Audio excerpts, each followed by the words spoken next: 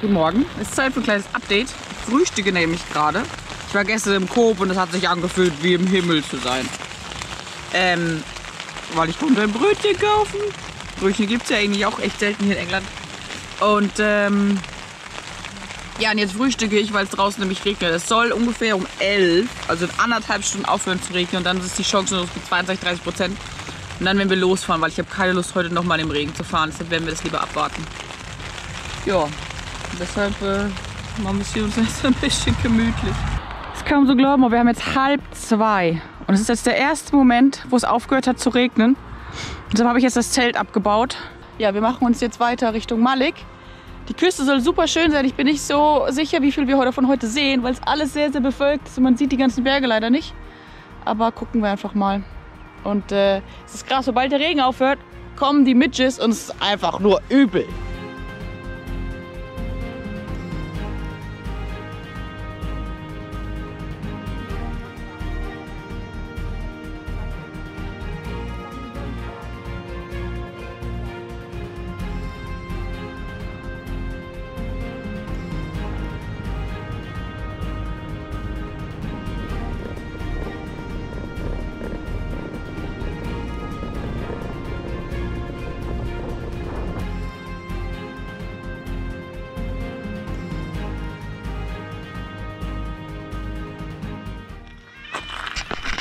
Seht ihr das? Da spielt da hinten einer Dudelsack und läuft in sein Haus herum.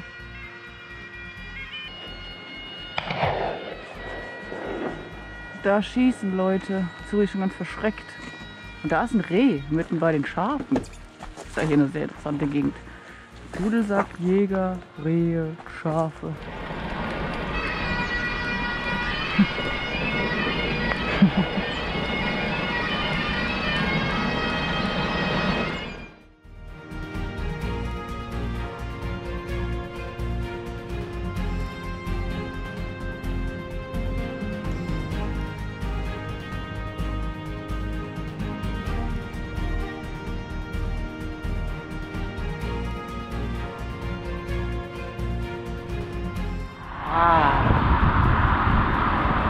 Das Panorama kann sich sehen lassen. Und da kommt ein Berg. Sieht ganz schön steil aus.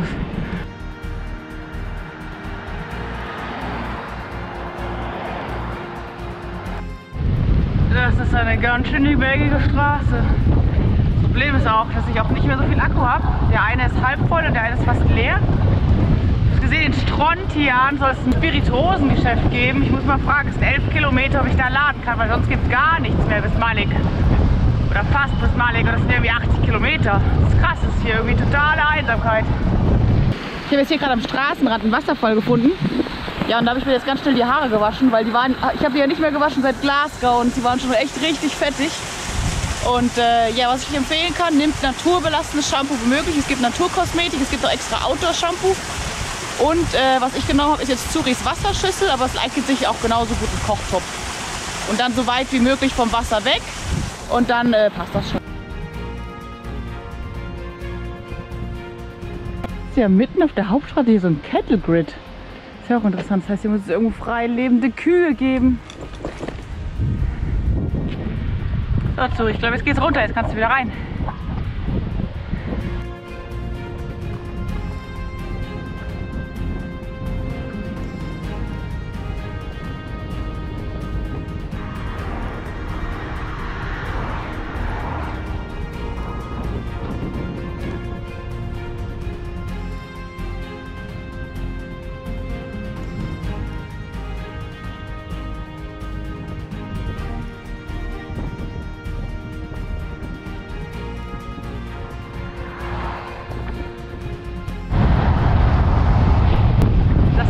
Brite, den ich gestern getroffen habe, von dem ich euch erzählt habe, den ich heute nochmal den Tee eingeladen habe.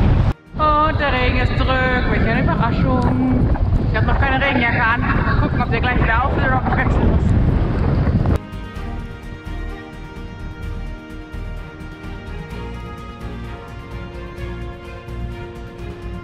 Ja, alle Cafés und alle Bars und alles ist geschlossen. Jetzt habe ich hier in dem ganz kleinen Supermarkt gefragt, ob ich laden kann. Wir haben jetzt noch eine Ladebüchse über den Kühlcontainern frei gehabt und jetzt warte ich hier eine Stunde und dann wird es weitergehen. Ja, wir haben jetzt schon 5 Uhr. Ich dachte jetzt 2 Stunden in dem Supermarkt vor der Tür auf dem Stuhl. Das ist schon frustrierend, weil der Regen einfach nicht aufhört. Und es ist kalt und es ist nass und meine Handschuhe sind komplett durchgeweicht, meine Schuhe sind komplett durchgeweicht. Es macht einfach keinen Spaß mehr. Theoretisch soll es in einer Stunde aufhören zu regnen, um 6. Hoffen wir mal. Und morgen der Tag soll relativ trocken sein, er soll ganz gut werden. Ich glaube Montag auch. Danach soll dann der Regen wieder kommen. Was ich mir mehr als alles andere wünschte, war ein Feuerplatz, wo ich mich aufwärmen konnte. Doch ich ahnte noch nicht, dass selbst dieser Traum in der schottischen Einsamkeit in Erfüllung gehen sollte.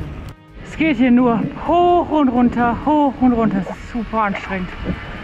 Dann zusammen noch mit dem Regen. Meine Motivation ist gerade wirklich am Boden. Oh. Oh Gott, die sind auch ganz schön steil. Bestimmt schon der 20. Hügel, den ich hoch bin. Ach, ein schöner Ausblick.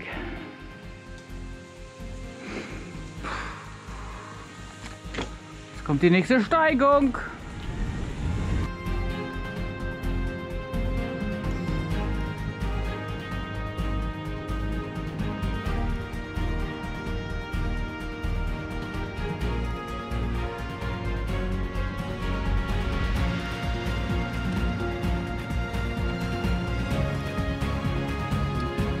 Sehen könnt, sorry, no tense.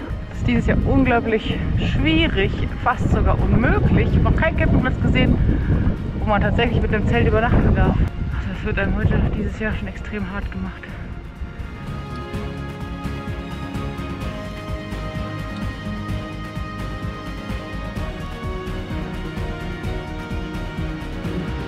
Oh, da hinten geht schon wieder hoch. Oh Gott. Man kann sehen, wie hoch wir jetzt schon sind.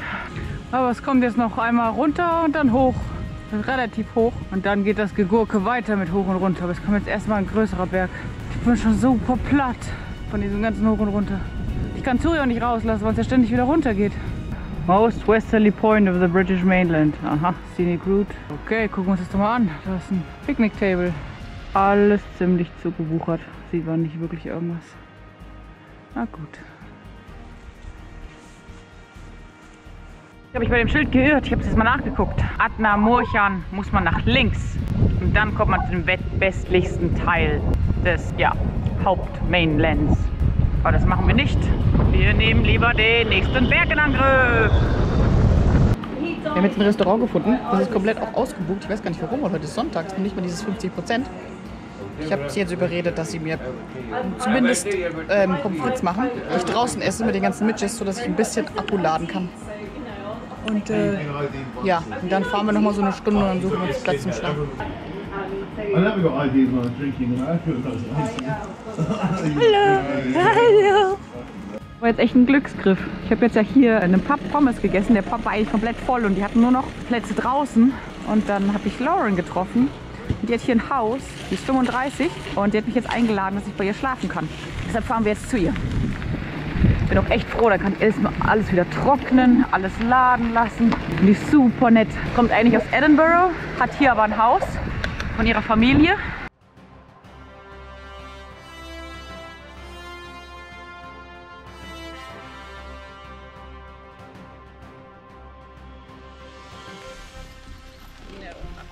Oh yeah. Okay. Wow, so much weight. I know. Okay, well, see you soon. Okay, yeah. Just keep in touch and let us know how you're getting on. Yeah, I will. Yeah, we'll make Okay. a plan. Okay, bye bye. Bye. Bye. Heute sieht man richtig was. Schön. Es war richtig schön bei Lauren und Ian. Wir haben dann noch zusammen Abend gegessen, wir haben dann Feuer angemacht. Ich konnte meine Schuhe trocknen und meine Handschuhe. Ich habe dann heute Morgen noch Frühstück bekommen. Wir haben mir noch Essen mitgegeben. Und die haben tatsächlich noch ein anderes Haus, also Ians Elternfamilienhaus. Ist in der Nähe von der Insel Skye. Und die haben mich da auch eingeladen hinzukommen. Das heißt, ich werde mir jetzt erstmal Skye angucken und dann wahrscheinlich die nochmal besuchen nächste Woche. Wunderschön. Ja, und Suri hat gestern Abend auch noch Lammfleisch bekommen. Da ist sie total drauf abgefahren. Ja, die Erfahrung mit Lauren kam ja auch so direkt perfekten Zeit. Ich war ja so frustriert gestern mit dem ganzen Hoch und Runter und der Nässe und dann mal wieder so eine tolle Erfahrung zu machen. Da dachte ich mir so, okay, genau deshalb fahre ich ja Fahrrad im Vergleich zum Autofahren. Das war echt perfekt.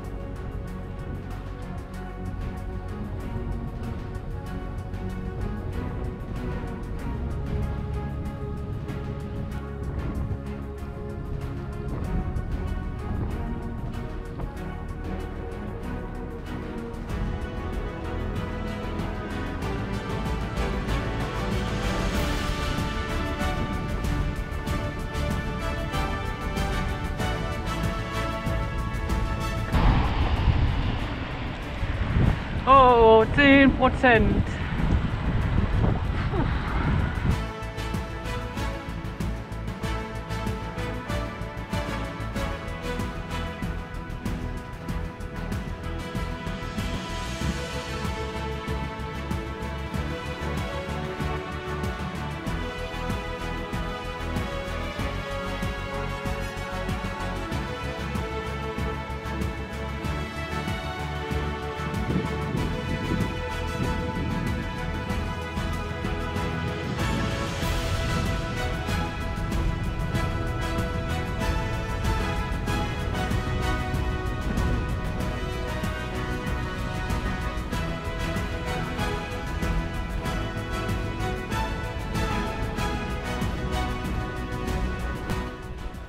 Wow, was sind denn das für Berge?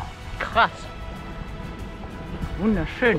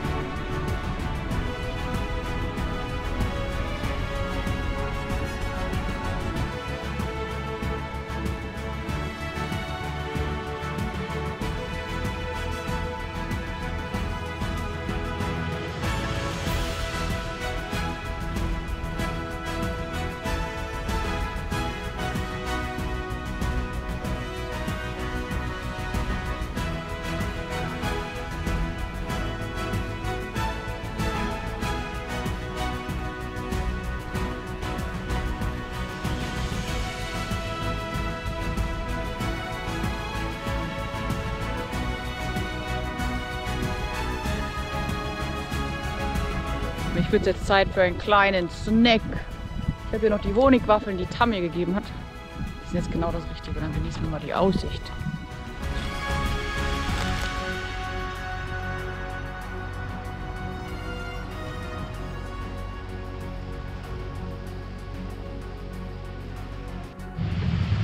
Lachsfarm.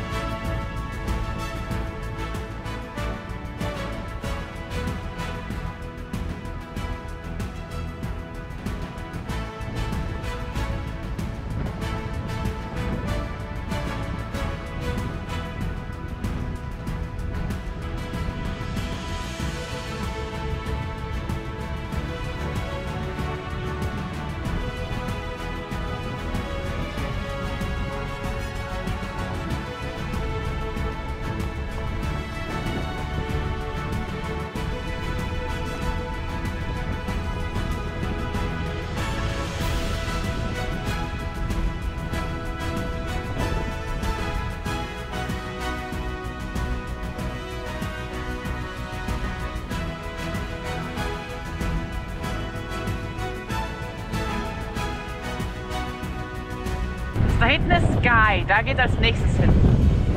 Das sind schon krasse Berge. Mal gucken, ob die auch irgendwie hoch müssen. Ich glaube, das ist Ike. Das ist auch eine schottische Insel.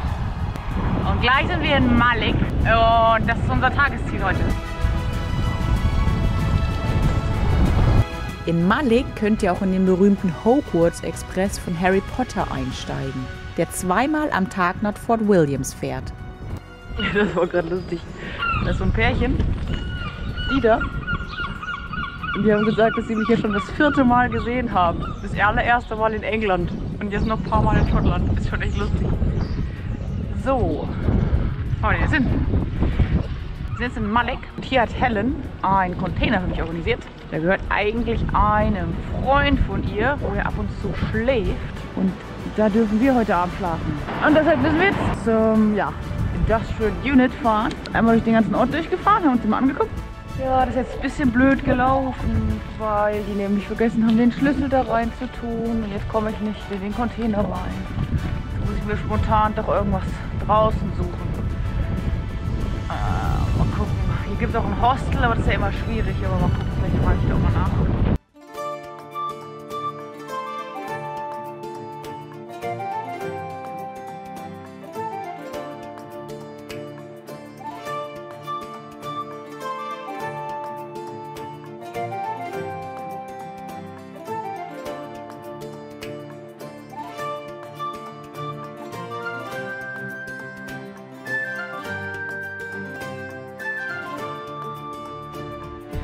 Es ist jetzt 7 Uhr und wir sind jetzt am Hafen in Malik und warten für die Fähre nach Neudaat. Das soll die letzte Wildnis Schottlands sein, weil die nämlich entweder 2 Stunden zu Fuß zu erreichen ist, über den Berg drüber, oder mit dieser Fähre, die hier fährt. Und wir verbringen den Tag heute in Neudaat, weil der nämlich relativ schön sein soll. Und ja, gestern ist natürlich alles mal wieder anders gekommen, wie man sich das denkt. Super lustig. Ich war vor einem Fish and Chips Shop. Und dann fragt mich so ein Typ, wo ich denn schlafen werde. Und ich so, ja, ich weiß es noch nicht, keine Ahnung. Ich wollte eigentlich in so einem Container schlafen, aber der Schlüssel war nicht da. Er meinte, oh, mein Freund, der hat auch gesagt, dass ich in einem Container schlafen kann. Ich frage ihn mal, ob du bei mir im Container mitschlafen kannst, weil er macht jetzt den Skye-Wanderweg und nimmt halt heute die Fähre nach Skye und hat dann halt auch hier geschlafen. Und dann hat er ihn angerufen und meinte, ja, kein Problem. Naja, und dann habe ich das Helen erzählt, die mir das organisiert hatte hier. Und ja, dann hat sich herausgestellt, dass es der gleiche Container ist und der gleiche Typ mit dem Schlüssel. Jetzt ist gerade die Batterie alle gegangen. Deshalb, ja, auf jeden Fall hat sich dann herausgestellt, dass das der Ex-Freund von der Tochter von Helen ist und gleichzeitig der beste Freund von dem Typ, dem ich gestern begegnet bin. Und das heißt, die Helen hat aber nur mit dem Vater gesprochen und deshalb wusste sie nicht, dass der Sohn den Schlüssel mitgenommen hat. Auf jeden Fall war das echt ganz lustig und dann sind wir halt zusammen in den Container gegangen und der ist echt riesig und ist super praktisch und ich habe auch echt gut geschlafen und der Freund war auch super nett. Also das war echt lustig, wie das alles so passiert ist. Genau, und am Dienstag soll es nämlich schütten ohne Ende und deshalb würde ich gerne noch eine Nacht länger im Container bleiben und den Tag mal wieder im Trocknen verbringen. Also besser als auf der Straße und dann am Mittwoch nach Skye fahren. Genau, so ist der Plan. Und dann fahren wir jetzt mal nach Neudaat.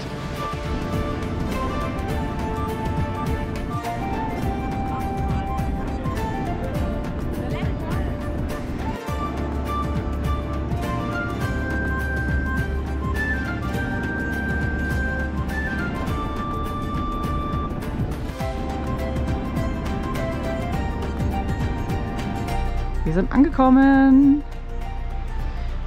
Wir sind jetzt in dem einzigen Dorf. Hier, das soll der weit entlegenste Pub der britischen Insel sein, des britischen Mainlands. Leider habe ich gehört, dass der neue Besitzer kein netter Mensch sein soll und deshalb die ganzen Einheimischen dort nicht mehr hingehen. Das heißt, nur noch die Touris kommen hierher. Und genau deshalb, weil es der remotest Pub ist.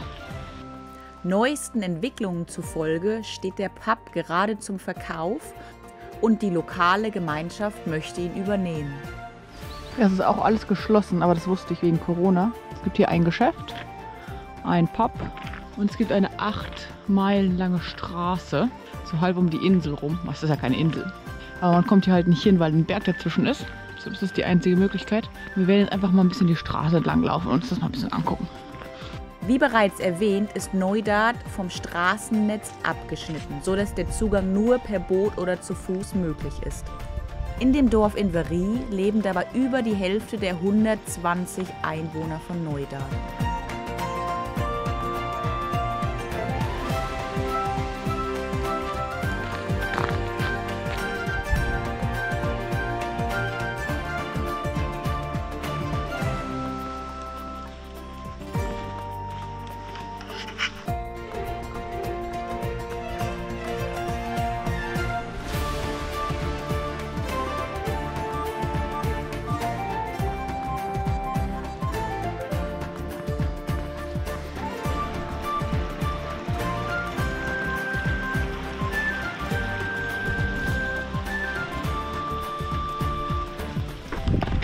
Ja, es ist heute gar nicht mal so kalt, aber die Midges sind echt schlimm. Das heißt, ich versuche so viel anzulassen, wie es geht, weil jedes bisschen Haut, ergreifen die sich. Ich habe auch schon Smidge drauf gesprüht, aber ich glaube, dass das nicht so wirklich viel hilft. Das ist echt richtig schön hier, vor allen Dingen mit der Heide. Also das macht es echt nochmal richtig, also viel, viel schöner durch das ganze Lila überall. Ja.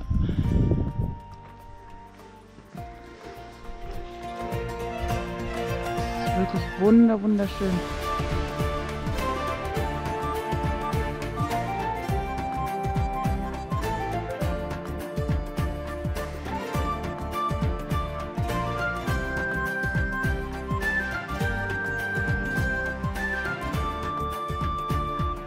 Ich muss mir jetzt erstmal ein Brötchen schmieren. Ich habe so Hunger. Ich bin schon seit 5 wach und jetzt haben wir 10. Jetzt wird es mal langsam Zeit zum Frühstücken. Wenn Zuri mich lässt. Hm? Ich will immer kuscheln, sobald ich mich hinsetze. Komm, Zuri. Das Gute ist, was ich mitgenommen habe, weiß nicht, ob ihr das kennt, Hefeextrakt. Bin ich auch groß geworden, weil es hält sich in jeder Hitze. Oh, Zuri, nicht voll drauf. Komm schon, geh weg. Komm. Und das kann man auch gut auf dem Brötchen essen. Es ist so schlimm mit den Midges hier. Ich kann doch nicht mal in Ruhe mein Brötchen zu Ende essen im Sitzen. Das ist krass. Man wird hier echt aufgegessen. Au! Also laufen wir jetzt weiter. Ich habe eine Wasserquelle gefunden, wo Zuri sich jetzt mal endlich was trinken kann.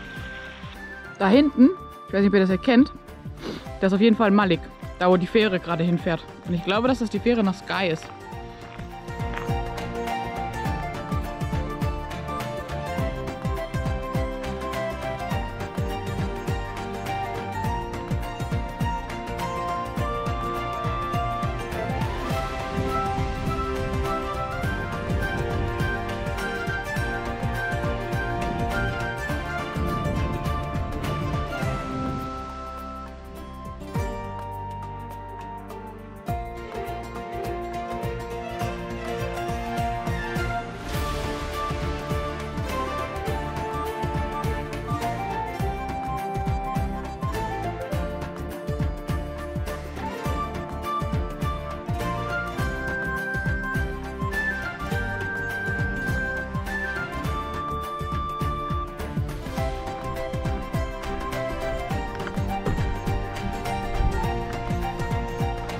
So, da unten wohnt Tyron, der uns gestern den Container aufgeschlossen hat und dem der gehört. Und hiermit ist auch das Ende der Straße erreicht. Waren jetzt 8 Meilen, das heißt, ich würde schätzen 12 Kilometer. Und ja, die werden wir jetzt gleich wieder zurücklaufen. Viel mehr gibt es dann hier auch nicht. Aber es ist einfach so ruhig, es ist niemand hier, es ist unglaublich. Wir sind den Weg jetzt doch noch bis zu Ende gelaufen. Hier gibt es jetzt noch einen ganz, ganz kleinen Sandweg und der geht aber nur bis zu dem Haus da drüben. Dann ist Ende Gelände. Und hier so ein kleines, weiß ich nicht, 2-Häuser-Dorf. So, da ist das Ziel, wo ich jetzt doch noch gelaufen bin, und zwar zur Bank. Da werden wir jetzt eine halbe Stunde ungefähr ausruhen und dann werden wir den ganzen Weg zurücklaufen. Erstmal genießen wir die Aussicht. Wow, das war ein ganz schön schöner Weg.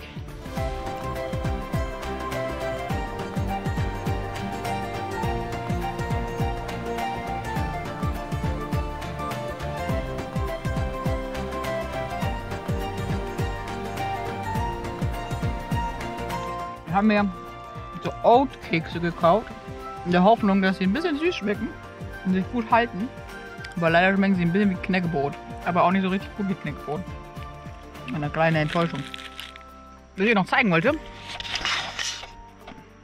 Ich weiß nicht, ob man das sieht. Ich werde jetzt mal die Kamera wechseln. Aber da hinten das Wasser ist glasklar, dass man bis zum Grund sehen kann. Das ist voll cool. Seht ihr das? Dass man da ins Wasser reingucken kann. So klar ist das. Wahnsinn. Machen wir uns mal wieder auf den Rückweg.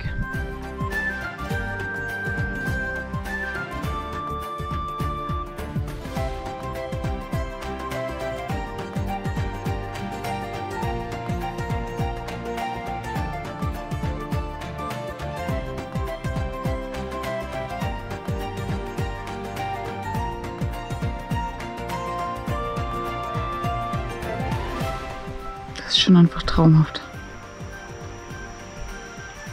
Ich bin ja schon so, glaube ich, 16 Kilometer gelaufen und ich merke schon echt, dass ich langsam platt bin.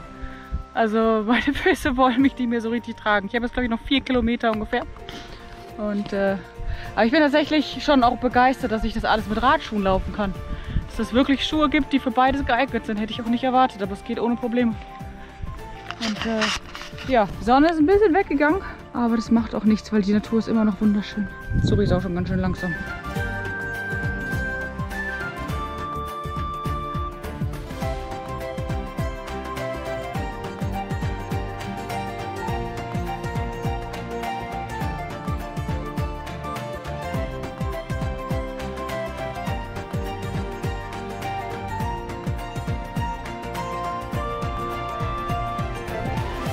Da unten ist Inverness. So, wir sind fast zurück.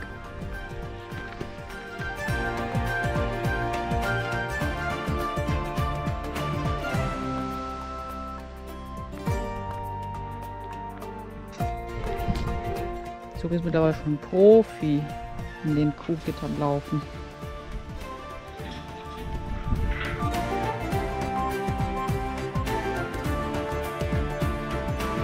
Wir sind zurück. Boah, meine Füße tun jetzt ganz schön weh. Das war ganz schön leid. Also der Besitzer des Pubs ist ganz schön unfreundlich. Das war krass. Da waren gerade Leute an dem Tisch und die haben gerade noch Getränke gehabt von dem Laden hier nebenan, weil der Pub noch gar nicht auf hatte. Und dann hat er gesagt, ihr müsst sofort Getränke bestellen, sonst müsst ihr den Tisch verlassen. Und dann meinten die, ja, wir würden gerne mal das Menü sehen. Und das ist aber irgendwie nicht möglich wegen Internet. Und hier gibt es kein Internet, das muss man im Internet abrufen.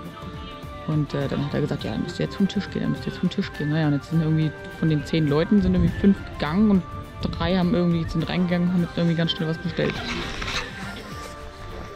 Also, das war krass. Also, der hat es immer gesagt, ja, das ist privat, dann müsst ihr hier weggehen, dann müsst ihr hier sofort weggehen. Also, fand ich schon irgendwie krass. Und jetzt kommt die Sonne raus. Wir sind wieder zurück. Ich bin auch echt müde. Ich habe mir jetzt im Coop, weil wir haben hier nämlich einen Wasserkocher. Das heißt, ich habe mir jetzt so grünes Gemüse zusammen mit Spinat und so Nudeln, die man nur einweichen muss, geholt. Und das kann ich jetzt alles mit kochendem Wasser übergießen und das ein bisschen ankochen. Und dann habe ich auch endlich gutes Abendessen. Zuri hat auch schon Abend gegessen, ne? Du bist auch ganz platt. Oh. In der nächsten Folge geht es spannend weiter. Unter anderem, wir erreichen die wunderschöne Insel Skye. Wir besuchen die Fairy Pools, das Highlight der Insel. Jill rettet uns aus dem strömenden Regen, so dass wir mit frischem Tatendrang den Rest der Insel erkunden können. Bis zum nächsten Video.